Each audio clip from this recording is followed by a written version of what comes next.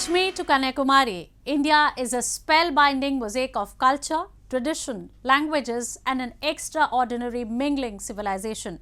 Keeping its age-old culture maintained, today the country is taking huge strides in the path of development.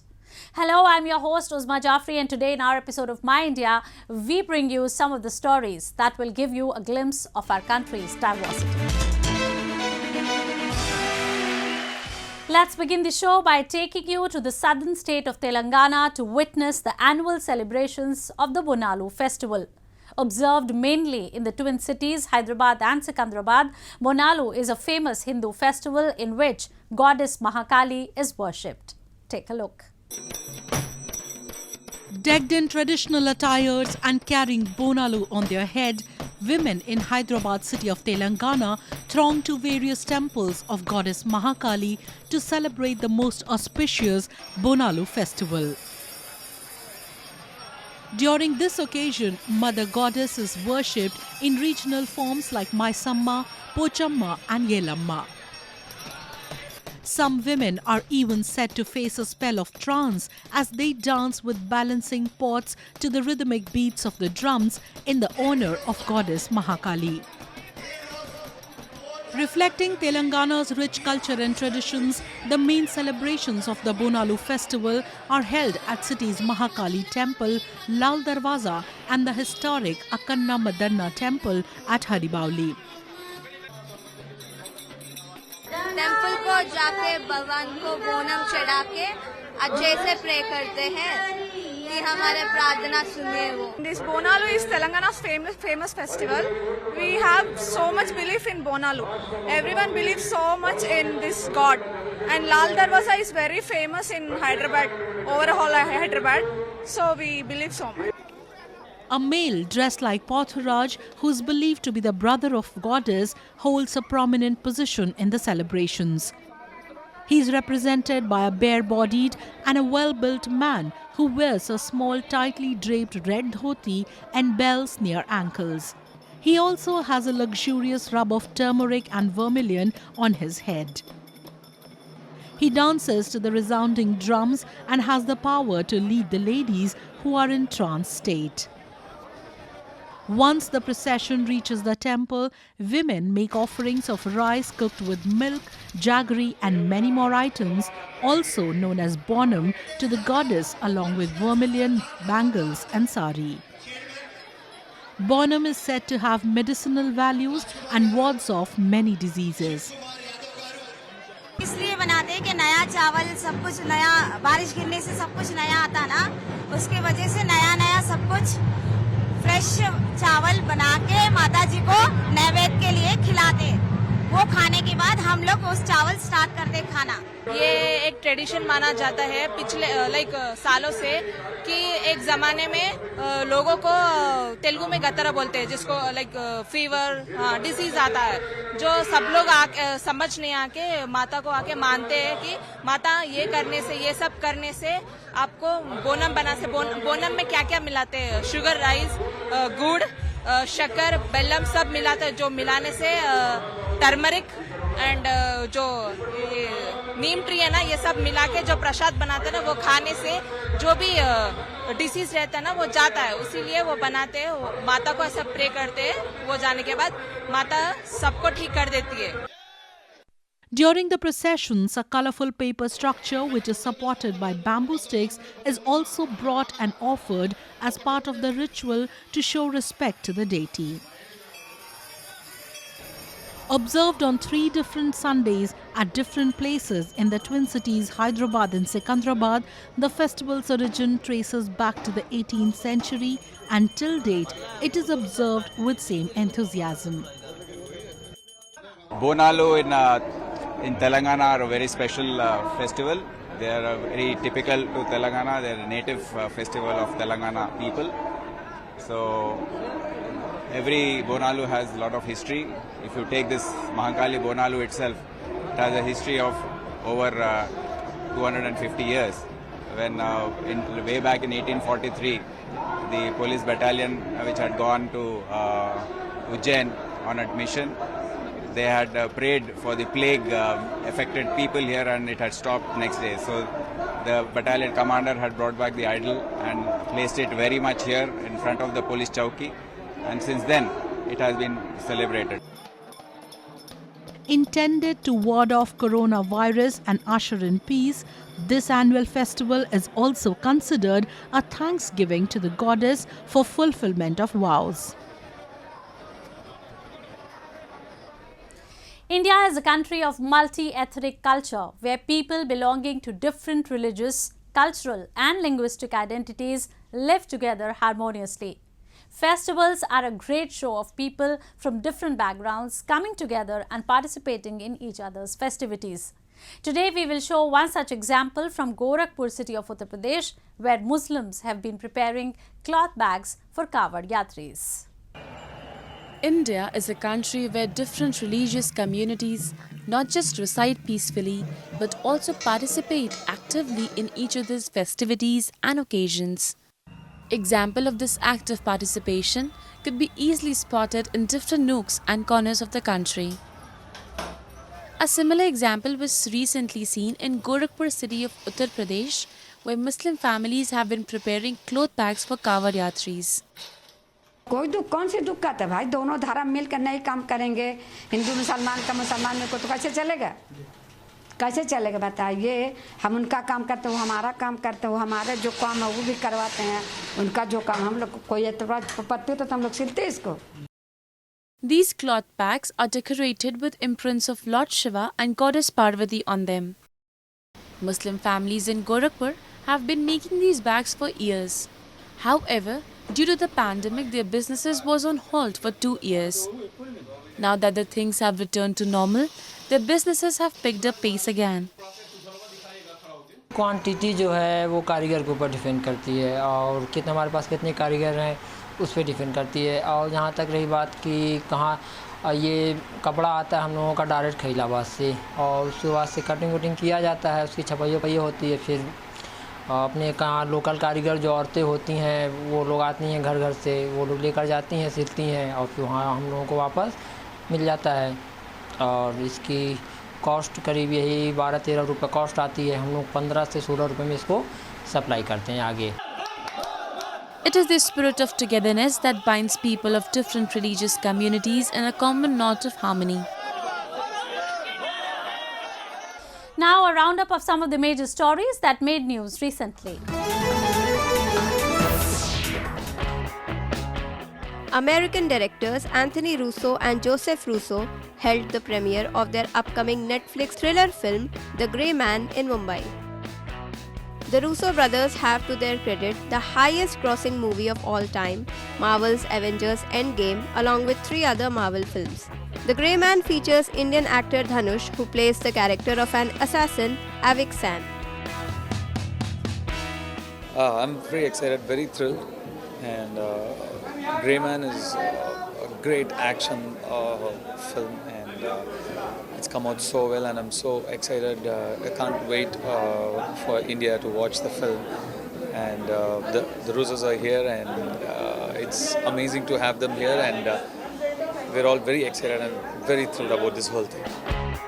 The action film revolves around a CIA, Central Intelligence Agency agent who comes under the radar of assassins after revealing official secrets.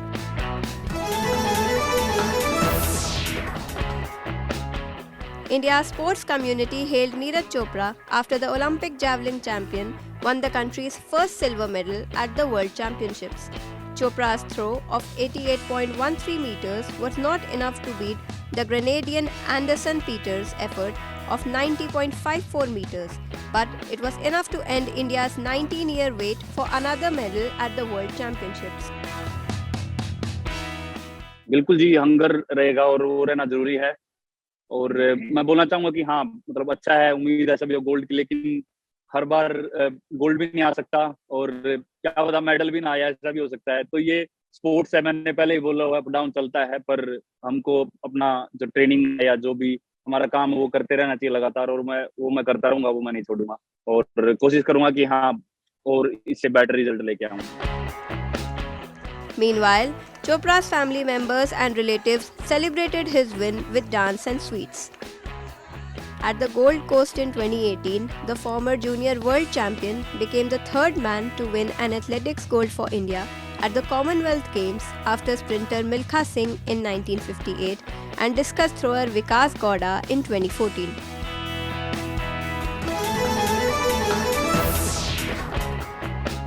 Thousands of devotees across India thronged temples to offer prayers to the Hindu god of destruction, Lord Shiva, to observe the second Monday of the auspicious month of Sawan.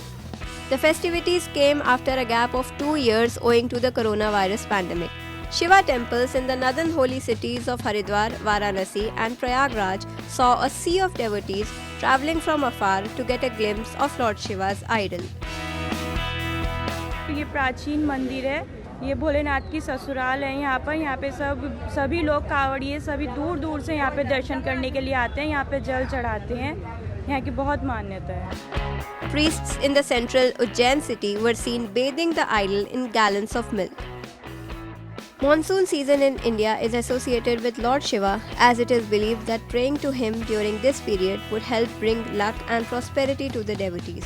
The devotees also believe that offering prayers to Shiva would help them in attaining salvation.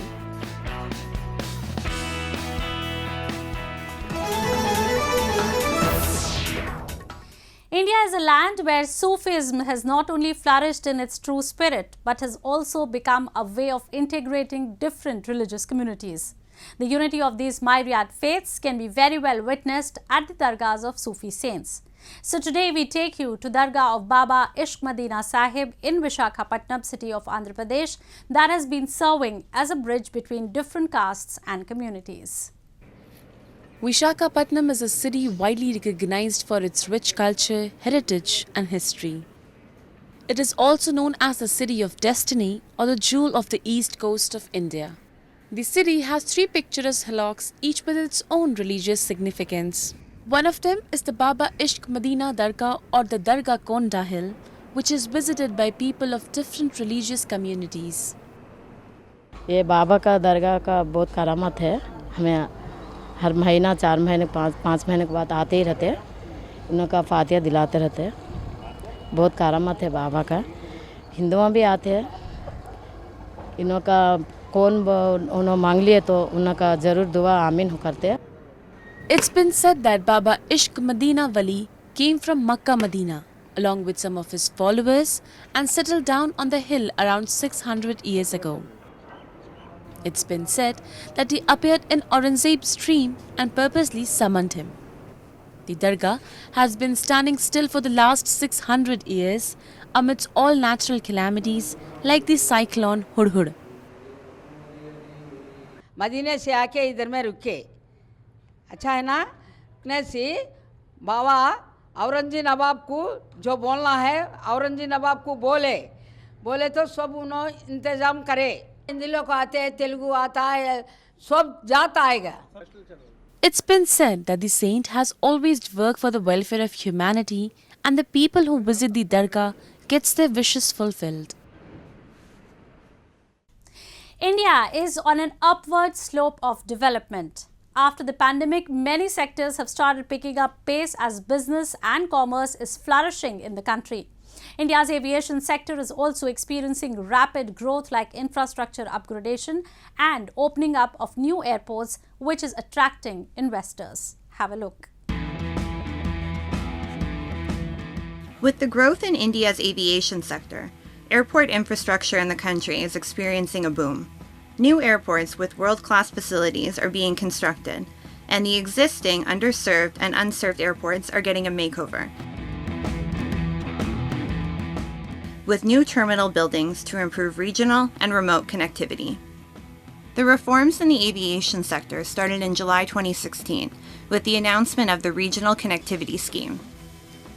In furtherance of this initiative, Prime Minister Narendra Modi recently inaugurated Diogar Airport in Jharkhand state. He praised the rapid infrastructure development and enhanced air connectivity the airport will provide.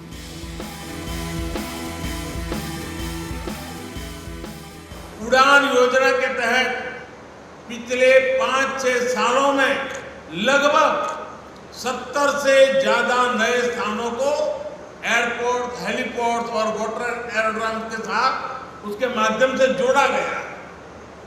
400 से ज्यादा नए root पर आज सामान्य से सामान्य नागरिक को हवाई यात्रा की सुविधा मिल रही है। The India aviation expansion has been remarkable. The country has added 67 new airports since 2014 to its existing 74 airports. The government plans to have 220 functional airports by 2025.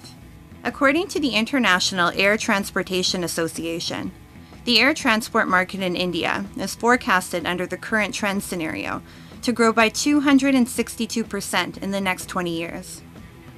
This would result in an additional 370.3 million passenger journeys by 2037. If these targets are met, it would translate to roughly a rise of 126.7 billion USD in GDP and a creation of almost 9.1 million jobs. According to the Ministry of Civil Aviation, the Indian airport sector is anticipated to receive 21.6 billion USD in investments, including investments from private entities. पुराना जमाना होता था जहां केवल आर्थिक महत्वपूर्ण शहरों के में हवाई अड्डा स्थापित होता था, लेकिन प्रधानमंत्री जी ने उस परिभाषा को बदल दी। आज जहां हवाई अड्डा स्थापित होता है, वहीं से आर्थिक पहिए घूमने शुरू हो जाते हैं। The government has also incentivized private players to construct and further develop airports within the country. Adani Airports recently secured a deal to modernize and operate 6 airports: Ahmedabad, Lucknow, Mangaluru, Jaipur, Guwahati, and Tiruvananthapuram through the Airports Authority of India's globally competitive tendering process. Some say the entry of private operators will act as a force multiplier to the government's sustained efforts towards expanding and improving aviation infrastructure and will further enhance passengers' experiences. As India's aviation sector witnesses overwhelming growth, the investment potential too has grown massively. The Indian aviation industry is looking at a very bright future. And in the end, we bring you a few short stories about the recent developments and happenings from around the world in our section of World in Focus.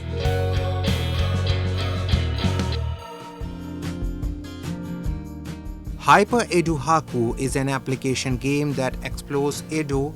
It is the old name of Tokyo. While exploring the Edo town, player can learn about people's life by looking at the pictures. The pictures that appear in the game are the collection of Edo Tokyo Museum. Edo Tokyo Museum is a popular place for sightseeing in Tokyo. It has released its game application Hyper Edo Haku, which could run on smartphones. Opened around 29 years ago, some of the collections are now displayed at a temporary museum. 江戸のコーナーの中でですね、江戸の盛り場と様子を紹介しているコーナーがあります。アプリも楽しみながら江戸東京博物館収蔵資料を広く楽しんでいただけるといいかなと思います。Visitors enjoy going back to the previous era by means of this application. Japanese hospitality is becoming a treat for travelers and citizens all over the world.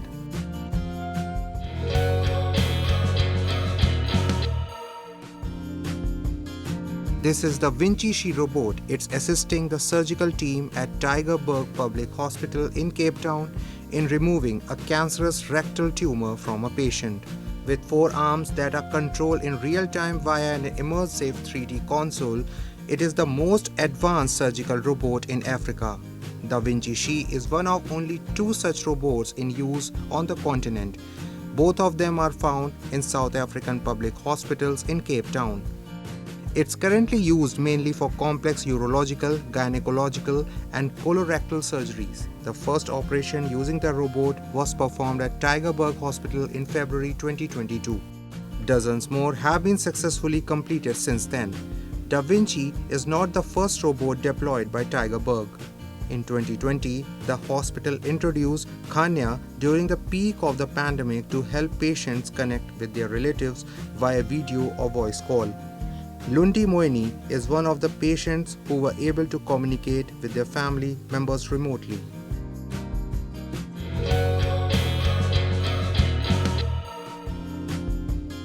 Renai Australia recently announced a new renewable product technology which is designed to support Australia's clean energy mix future as Renai Global Innovation Manifesto, which seeks to achieve zero carbon emissions by 2050.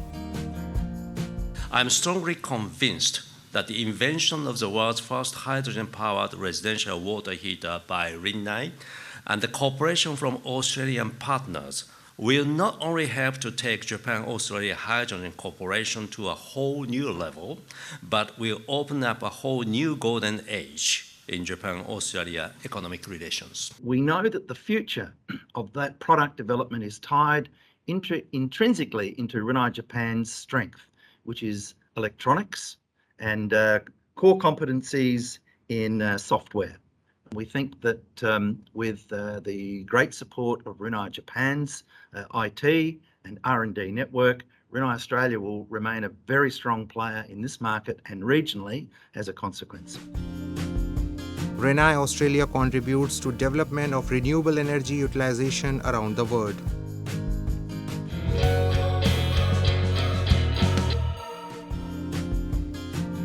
Over the last 10 days, art lovers at Riyadh visited the Jax Art Festival and its interactive artworks.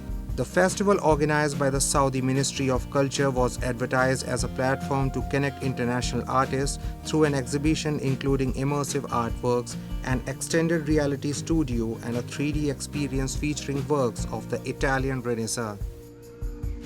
لما أنا قاعدة أشوف قيمة عالية للفن، كيف إنه يلمس حقيقي الروح أصلاً. فلما قاعدة أشوف التاريخ الفن بالسعودية كان فعلاً مظلومين الفنانين كانوا أول، فإنه لازم ما ترسم أشخاص، ما تسوي، ما تفعل، مجرد طبيعة، بس ارسم النخل هذه الأشياء. كانوا كثير محكورين، فلما الآن أشوف إنه مو فقط يرسمون أشخاص قاعدين ينحتون الشيء اللي كان محرم أول، فاللي واو هذا شيء يعني قفزة أنا أشوفها. Walking through the exhibition hall, one of the visitors, Lamia Almadi, said she enjoyed the diversity of themes chosen by the artists.